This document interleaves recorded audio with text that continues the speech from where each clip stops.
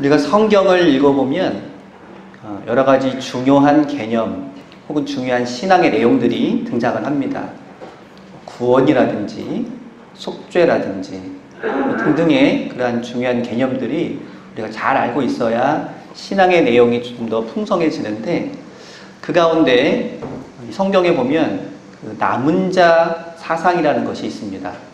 혹은 남은 자 신앙이라고 부르기도 합니다.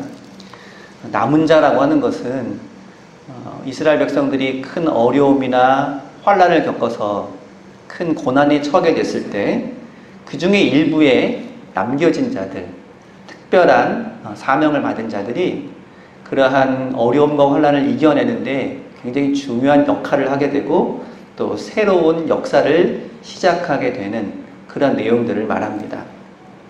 이 말에는 나머지라는 뜻도 있고 또 남겨두다 이런 말에서 유래가 되었는데, 그 나무의 그루터기를 가리키는 그런 말이기도 합니다. 그래서 어떤 목적을 위해서 특별히 하나님께서 남겨둔 사람, 하나님께서 숨겨둔 사람, 이런 뜻을 담고 있습니다. 예를 들자면 요셉 같은 사람입니다. 당시 가나안 지역에 큰 흉년이 들어서 야곱 가문이 큰 어려움을 겪게 되었습니다.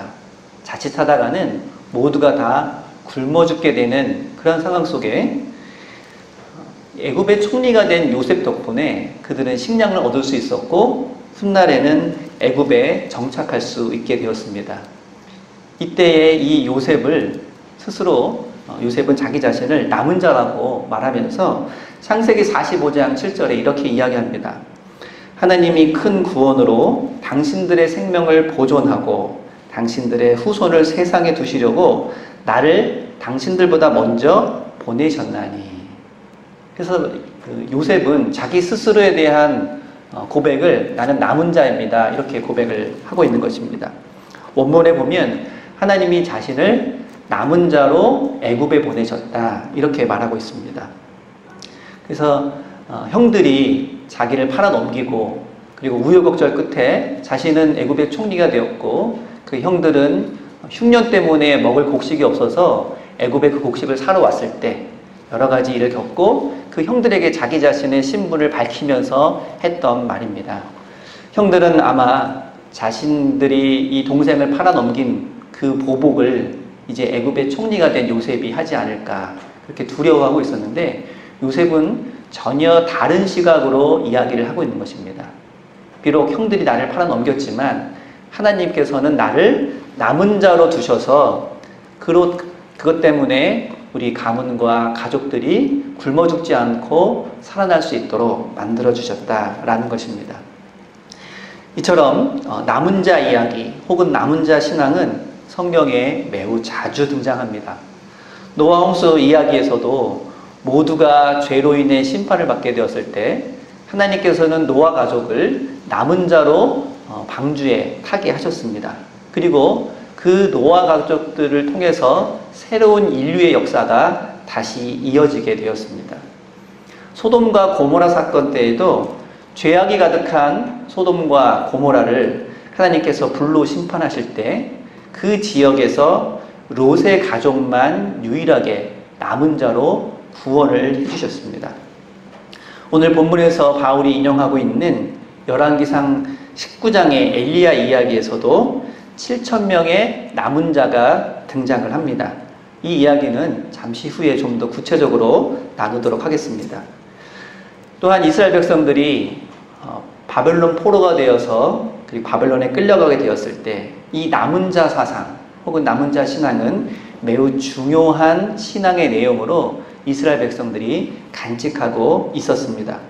유대 역사에 있어서 이 바벨론 포로 사건은 마치 나무가 그 뿌리가 뽑혀서 쓰러지는 것 같은 그러한 절망적인 경험이었습니다. 하지만 이때 많은 선지자들은 비록 그들이 포로로 끌려가게 되었지만 하나님께서는 그 중에 남은 자, 그 중에 소수를 통해서 새로운 역사를 이루어 주실 것이다 라는 그 메시지를 힘주어 선포하기도 했습니다. 이사야 6장 13절에 보면 그 중에 10분의 1은 아직 남을지라도 이것도 황폐하게 될 것이나 밤나무와 상수리나무가 배임을 당하여도 그 그루터기는 남아있는 것 같이 거룩한 씨가 이 땅에 그루터기니라 라고 하면서 이 그루터기라고 하는 남은 자라고 하는 말씀을 전하고 있습니다. 이사야 10장 20절에서도 그날에 이스라엘의 남은 자와 야곱 족속의 피난한 자들이 다시는 자기를 친자를 의지하지 아니하고 이스라엘의 거룩하시니 여호와를 진실하게 의지하리니 남은 자, 곧 야곱의 남은 자가 능하신 하나님께 돌아올 것이라. 이스라엘 백성들이 비록 포로로 끌려가고 마치 멸망당하는 것 같지만 하나님께서 남은 자를 두셔서 그들이 다시 돌아오게 될 것이고 그들로 인해 새 역사가 펼쳐지게 될 것이다라는 말씀을 전하고 있습니다. 예레미야도 마찬가지의 이야기를 전하고 있습니다. 너희는 전파하며 찬양하며 말하라. 여호와여 주의 백성 이스라엘의 남은 자를 구원하소서 하라. 하나님께서는 이미 남은 자를 계획해 두셨는데 그러한 하나님의 계획을 우리가 깨닫고 주여 이스라엘의 남은 자를 구원하소서라는 기도를 하라는 것입니다. 오늘 본문 5절에서 바울은 이러한 구약의 남은 자 사상을 이어받아서 이렇게 말합니다. 그런즉 이와 같이 지금도 은혜로 택하심을 따라 남은 자가 있느니라. 특히 바울은 구약의 이 남은 자 사상, 남은 자 이야기 중에서 엘리야 선지자의 이야기를 구체적으로 인용을 하고 있습니다.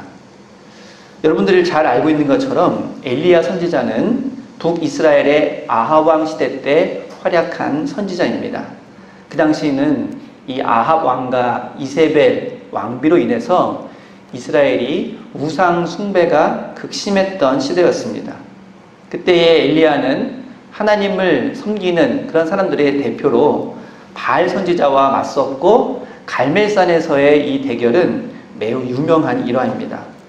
아마도 바울은 이 이야기를 인용하면서 로마 제국 시대의 우상 숭배와 그리고 유대인들의 율법주의와 맞서는 자기 자신을 마치 엘리야 선지자가 바알 선지자와 맞서는 그런 모습으로 투영을 하고 있는지도 모릅니다.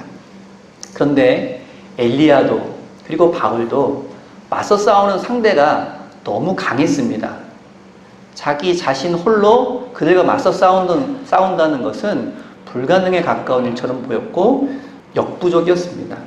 그럼에도 불구하고 그들은 하나님의 은혜를 의지하며 자신에게 맡겨준 그 사명을 감당하기 위해 생명을 걸고 그 일에 나섰던 것입니다. 그런데 엘리야는 그런 하나님의 은혜로 갈멜산 그 대결에서 큰 승리를 거두었음에도 불구하고 곧바로 큰 두려움에 빠지게 됩니다. 살기등등한 이세벨 왕비가 이 엘리야를 가만두지 않겠다고 엄포를 놓았고 많은 사람들을 보내서 이제 이 엘리야를 잡아오라고 명령을 내립니다. 이러한 상황 속에 이미 많은 사람들이 하나님을 믿고 따르는 신실한 자들이 생명을 잃거나 핍박을 당하는 상황이었고 엘리야는 도저히 그러한 위협을 맞서서 이겨낼 자신이 없었기 때문에 큰 두려움에 빠진 상태로 도망을 가고 말았습니다. 그리고 자기 자신이 이제는 혼자 남았고 아무것도 할 수 없다는 절망감에 빠져버리고 말았습니다. 그리고 그러한 시리와 좌절에 빠진 채 하나님께 이렇게 한탄을 합니다. 열왕기상 19장에서 보면 이스라엘 자손이 주의 언약을 버리고 주의 제단을 헐며 칼로 주의 선지자들을 죽였음이오며 오직 나만 남았거늘 그들이 내 생명을 찾아 빼앗으려 하나이다. 바울은 바로 이 말씀을 인용하면서 옛날에 엘리야도 이렇게 절망에 빠져서 나만 남았다고 모든 것이 다 끝나버렸다고 그렇게 좌절하고 있지 않았느냐라고 물으면서 그에 대한 하나님의 대답을 전하고 있습니다. 그런 엘리야에게 하나님께서는 이렇게 말씀하셨습니다. 그러나 내가 이스라엘 가운데 7,000명을 남기리니 다 바알에게 무릎 꿇지 아니하고 다 바알에게 입맞추지 아니한 자니라. 지금 엘리야가 생각하고 있는 것과는 달리 아직 하나님을 섬기는 자, 신실한 이들이 7,000명이나 남아있다는 것입니다. 여러분, 세상에서 아무도 내 편이 되어주지 않고 나만 홀로 남았다라고 느낄 때 그 절망과 고독감은 이로 말할 수 없는 것일 것입니다. 엘리야가 그랬습니다. 하지만 하나님께서는 내가 너를 도와주겠다라는 말을 아직 7,000명이나 남아있다는 말로 대신해서 엘리야에게 힘과 용기를 전해주고 있습니다. 우상숭배가 극심한 그 시대에 아직 바알에게 무릎 꿇지도 않고 바알에게 입맞추지도 않은 7,000명이나 되는 사람들이 남아있다는 것입니다. 그 사실 자체가 엘리야에게는 큰 용기가 되고 위로가 되었습니다. 그리고 엘리야는 다시 힘을 내서 맡겨주신 사명을 감당하는 그 일에 다시 나서게 되었다는 것입니다. 엘리야의 이름의 뜻이 무엇입니까? 나의 하나님은 여호와다라는 뜻입니다. 다른 말로 하면 여호와만이 나의 하나님이다 라는 그러한 고백이 담겨져 있는 이름이 바로 엘리야입니다. 하지만 엘리야는 그것을 고백하기 위해서 바알 선지자와 목숨 걸고 싸웠지만 그러나 극복할 수 없는 현실 앞에서 곧 절망하고 좌절하고 말았습니다. 그가 그러한 절망과 좌절을 극복하고 이겨낼 수 있었던 것은 자신의 능력 때문이 아니라 하나님이 함께 하시고 아직 하나님이 남겨놓으신 자들이 있다는 그러한 말씀 때문이었습니다. 바울은 바로 이러한 장면을 인용하면서 그런즉 이와 같이 지금도 은혜로 택하심을 따라 남은 자가 있다라고 전하고 있는 것입니다. 바울이 이러한 말을 전하는 이유는 유대인 가운데 남은 자가 있다는 것을 말하고자 함이었습니다. 이방인에게 믿음으로 구원받음을 전하는 것이 유대인들을 배제하는 것은 아니라는 것을 강조하기 위해서 지금 이 남은 자 이야기를 전하고 있는 것입니다. 하나님께서는 유대인이든 이방인이든 택한 백성을 버리시지 않고 그들 가운데 남은 자를 두셔서 그들로 인해서 새로운 역사를 이어가시는 분이라는 것입니다. 바울이 특별히 엘리야를 언급한 것은 엘리야의 메시지와 또 자신의 복음 선포에 공통점이 있기 때문이었다고 생각할 수 있습니다. 아까도 말했던 것처럼 이 엘리야가 자신의 이름처럼 오직 여호와만이 나의 하나님이시고 나의 하나님은 여호와 한 분뿐이라는 그 메시지를 전하고 다녔던 것처럼 바울은 그 시대에 로마 황제를 숭배하는 그런 우상 숭배가 횡행하고 또 유대인들은 율법주의에 빠져서 하나님의 아들이신 예수 그리스도도 알아보지 못하는 그러한 상황 속에서 오직 예수님만이 하나님의 아들이시고 오직 예수님만이 우리의 구원자라는 것을 전파하고 그리고 그 일을 위해 애를 썼던 것입니다. 그리고 그러한 메시지를 전하는 과정에서 둘 다 큰 어려움을 당했지만 하나님의 은혜 가운데 담대하게 목숨을 다해서 그 사역을 이어갔던 것입니다. 이세벨의 위협 앞에 절망에 빠져있던 엘리야는 7,000명의 남은 자가 있다는 그런 말씀을 듣고 새로운 용기와 힘을 낼 수 있었습니다. 그리고 엘리야는 그 이후에 바로 엘리사를 제자로 택하고 맡겨져 있는 그 사명들을 계속해서 이어나갈 수 있었습니다.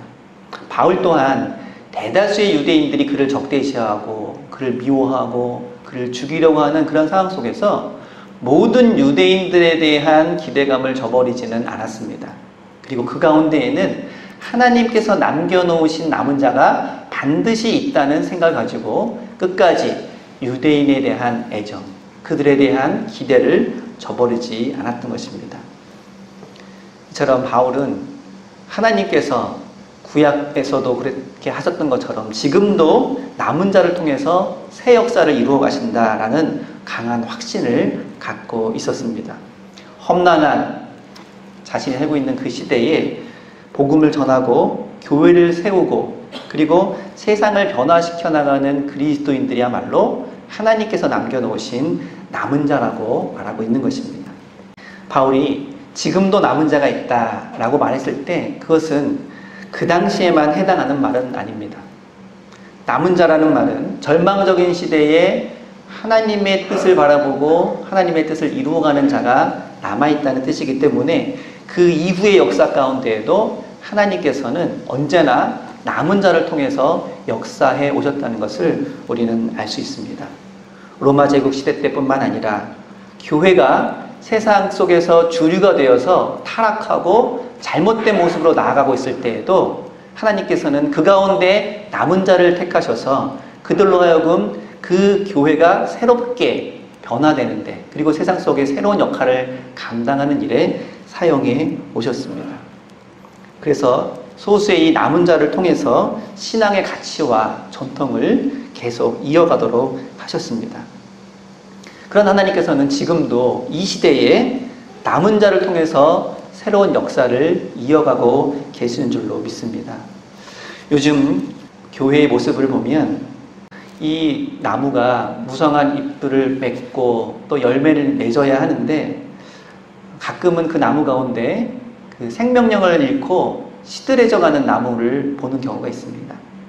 마치 오늘날의 교회가 이렇게 시들어가는 나무를 보는 것처럼 안타까운 경우가 참 많이 있습니다.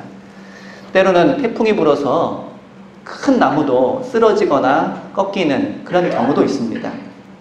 오늘날 교회는 내적인 문제 혹은 외적인 문제 때문에 마치 태풍을 만나서 쓰러지거나 꺾여진 나무처럼 쓰러지기도 하고 꺾여지기도 하는 그런 모습을 안타깝게 바라보는 경우도 많이 있습니다.